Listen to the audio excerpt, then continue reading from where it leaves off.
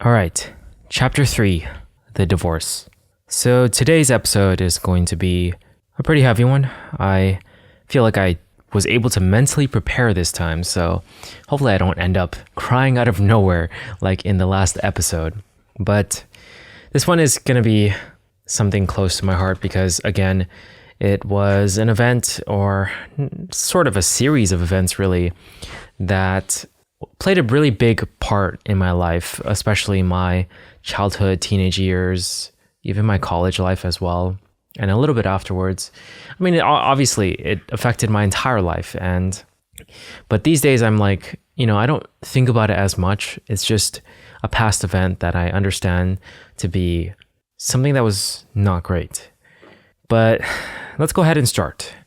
So the last episode, I talked about how my family environment, the home environment was not the best. It was a lot of yelling back and forth between my mom and my dad, a lot of things being hit, being broken, walls, tables, occasionally glass, just a lot of things that made a lot of very uncomfortable noises, usually at night, because my dad just drank a lot. He was someone who drank a lot, and that's actually one reason why I personally do not drink. My sister and I made a vow, basically. We called it a vow. It's basically like a promise. We told each other we wouldn't drink because of the way our dad was, because he would always come back home late at night, drunk.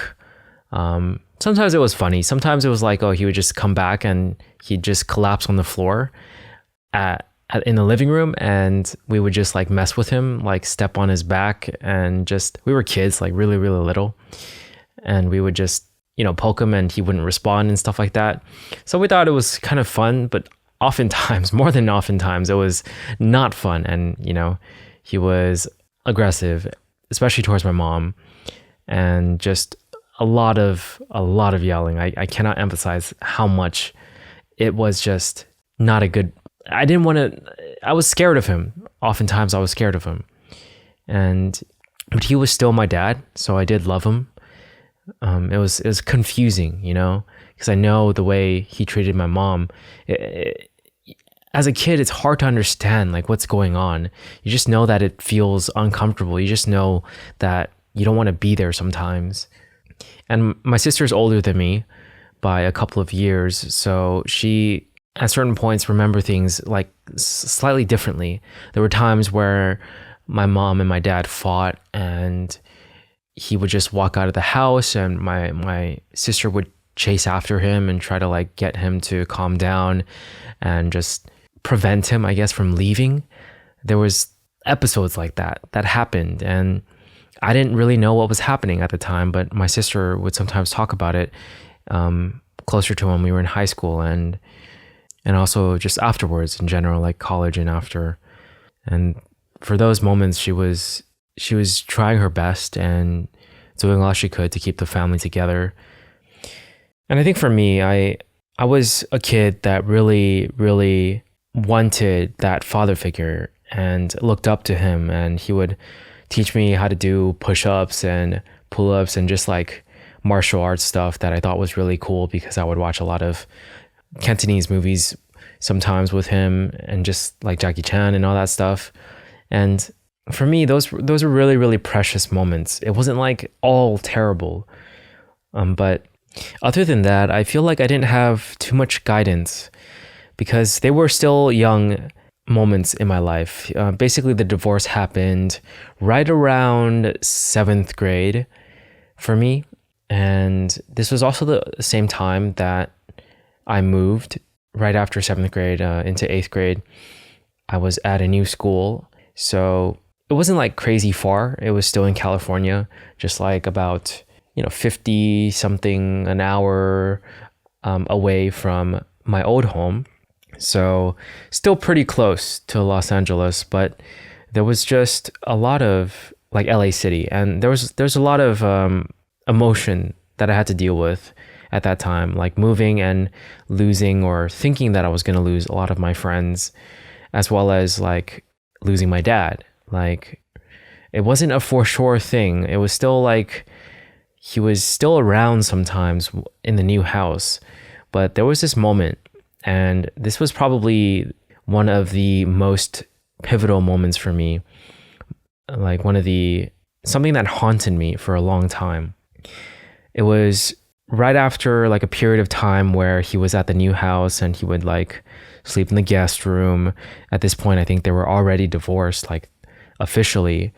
And he would sometimes just like play pool with me. He would teach me how to play pool. Those were like times I enjoyed a lot. And then he asked me something, like there's just in the garage, he just sat me down like on his lap. I was still like in 8th grade.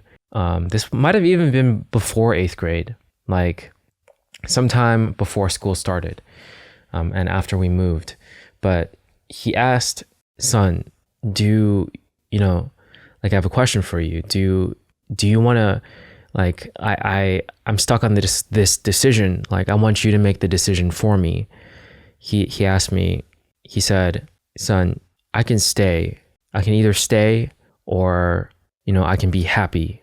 And I want you to choose for me, Do you want me to stay or do you want me to be happy?" And I told him, I wanted him to be happy. That's the answer that I gave him. And I fully, even though I was an 8th grader, I still understood what that meant. I still understood, like, telling him that I wanted him to be happy means that he's going to leave, because I truly did love my dad. And I just really I genuinely wanted him to be happy. And if that was what he wanted, and if that would make him happy, then of course that's going to be my answer, right? But honestly, like, asking a kid that, not thinking about like how that's going to affect him in the future, like, it is pretty messed up, because it made me feel like I was responsible for him leaving, that I was the one responsible for the divorce for a long time. I remember a few moments in high school in the beginning and even towards the end, like for just years after that moment, at least 4 to 5 years after that moment, every time I would hear my mom cry out of nowhere in the house, I would just break down crying on my own as well, because I felt like it was all my fault. Like I was the one who caused so much pain for her and so much pain for the family. Because after the divorce happened, I fought with my mom all the time. I fought with my sister all the time.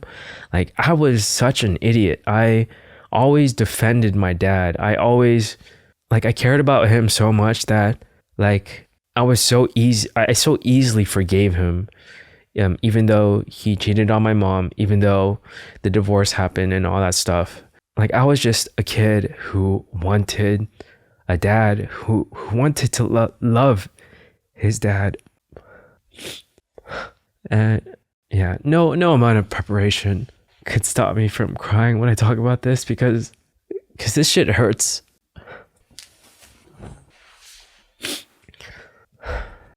I tell myself that I've moved past it and everything, and I have, but when you open up this door again, when it's talked about, when I remember it, I can feel some of those things in the past, and I feel regret for the way I treated my mom and my sister at the time. It was around the time that I was still full of rage. I was still an angry person. And a part of me understands now that some of that I learned from my dad. The way he blew up at my mom, the way he yelled, the way he was angry and hit things. I was basically doing something similar. And it was actually just like recently that, my sister, she's someone who has gone to therapy and all that stuff. I mentioned that last episode. And she asked for an apology for all the things I did when I was a kid. And this was something I said sorry and we talked about before as well. But I guess like maybe some new developments happened with her therapist or something where she just remembered these things. And I don't mind apologizing. I think she does deserve the apology again, even if I have said it before. It's like something I deeply regret for sure. And these are things that are just really, really hard to mend. Like, I did my best with truly apologizing and meaning it, because I do feel it and I do mean it. But a part of me doesn't fully understand why it's so difficult to have that communication with family. It's like, because of all those bad things that kept accruing, kept being bottled up and kept happening over and over again, like all that negativity and all that like distance, it's created such a huge gap between us. And even though I am better with my mom now compared to back then, and better with my sister as well, like that's still part of our history, and it's still something we feel and remember, even if it's just like a gut instinct, even if it's something that we don't think of on the conscious level, it's subconscious, it's just there.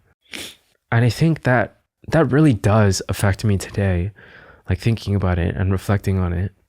And I still see my dad from time to time, and I still care about him. He's still my dad, but I don't hold him up in that regard anymore. I don't like, I think it was completely selfish of him and irresponsible to have asked a kid that, and everything that he did. Like, my sister hates him, and it's for good reason. It's like, he cheated on my mom. He did so many things that were not great. But at the same time, a part of me doesn't blame him. I know it's crazy to say. I fully believe that my sister is justified in her hatred and her not forgiving him. Like, it's fine. It makes sense to me. But for me, I guess I sort of can see how people are, and people make a lot of mistakes. I've made a lot of mistakes in my life. And I understand that when people make mistakes, yes, there should be some sort of justice or punishment, some sort of compensation, but there should also be some sort of forgiveness as well. And I don't want my dad to like continue living knowing that 2 of his children hate him. Like, at the very least, for me, I want to show him that I still care, that I do think that what he did was terrible, and that he should know that it is terrible, but that I'm still his son and I still care about him. I guess in a way that hasn't changed. Like, as a kid, I still cared about him, and now I still care about him. I mean, that's a loose connection, but still, like, I fully understand like the difference actually. Like, as a kid, it was blind loyalty. As an adult, I understand what he did was wrong. And a part of me really wants him to like feel that pain. And I know that he has, though. But honestly, like, it's surprising to me that I've never had a conversation like this with him. He's not a very emotional person, and I feel like it's hard to open up myself when I'm around people like that. So I guess I've never really thought about trying to have that conversation, even though it might help. It's like, these things, right? You know that communication can help, and you know that talking it out and being open and everything can help, but it's so hard. Like, with my friends, with people that I've had issues with. I hardly ever have issues with anyone, but I have had issues with certain friends in the past before. Like, I always do my best to make sure there's open communication, honest feelings, like just spill it out, just everything, like, let's talk, right? But for family, for immediate family, it's so difficult. Like, there's just this huge resistance, and a part of me is understanding why right now. It's just because there's so much baggage in the past. There's so much emotion behind it. And in so many ways, I don't want to face it. It's kind of funny thinking about it. I started this whole like life reflection thing on a whim. And, I thought it was just going to be this fun thing. But, I had no idea that it was going to, on episode 3 and 2, like literally the second episode, that it was just going to like spiral into this whole thing. Like, I feel like I need to make certain moves now, like knowing that I have this in me, knowing that something is unresolved, and that there's still like a clear path, a clear action that I can take to see if there's any way to mend it more than it is right now. Like, even if I try to have that conversation and it's uncomfortable and it doesn't lead to anywhere, at least I tried. At least I would have tried. So I feel like I just have to. Like, it's something that I need to do. Something that I've left undone for a very, very, very long time. Part of me doesn't know how to approach it though. And a part of me understands my sister a lot more now, because there's been a lot of discussions between her and my mom sometimes, and her talking about the past and everything, and my mom not really fully understanding because, you know, she's just in the present, like the past is the past, stuff like that. I get both sides, I hear both sides, but I understand my sister more now that I'm in it, that I'm feeling it. Like, when you really feel it, it's like, it's no longer the past. It's something in the past, yes, but it holds so much weight right now. But you gotta get the other person on the same level first before you have that conversation. Like, how do you do that? I don't fully know. I'm sure a more stable me can figure it out, but I don't want to make excuses. This is something I'm gonna put on my list literally right now to do. I've made it a thing. I wrote it on my reminders. I know it's gonna take some time, courage especially, to really muster up the energy and make it happen. But I feel like we can. I feel like we have it in us to do it, especially as we keep doing this. It's just a reminder every day that, you know, I have these things in me, and it's part of my life. It's part of me, and there are things I have to do for my life and for myself that I can't leave undone. I'll figure it out. Either way, this episode was mainly supposed to be about the divorce, and it was. Those were the biggest things. I think most of it was summarized, and I touched upon everything that was important.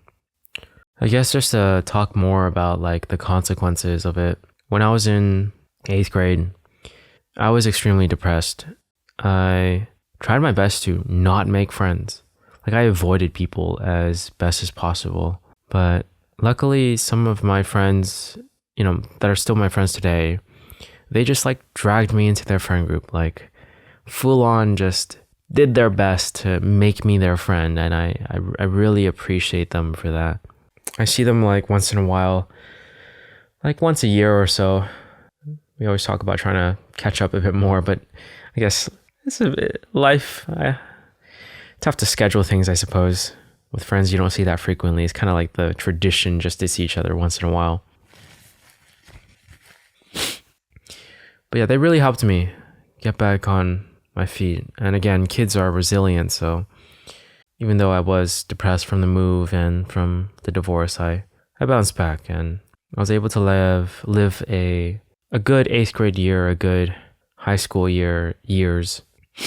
Like, they were fun, but I know like the divorce definitely bleeded into some of my relationships, and I think we'll talk about that tomorrow. It's a good segue, and we'll just end it here. So yeah, thanks for listening. I tried my best not to end up crying and stuff, but this topic, I'm glad I talked about it though, because I feel like there are things undone, and I'm going to try my best to get it done. I'll give myself the time I need, because there's a lot of other things I'm trying to get done as well, but I'm not going to rush it. I'm going to make sure it's done right. Okay, that's it for today's reflection. I'll catch you guys in the next one.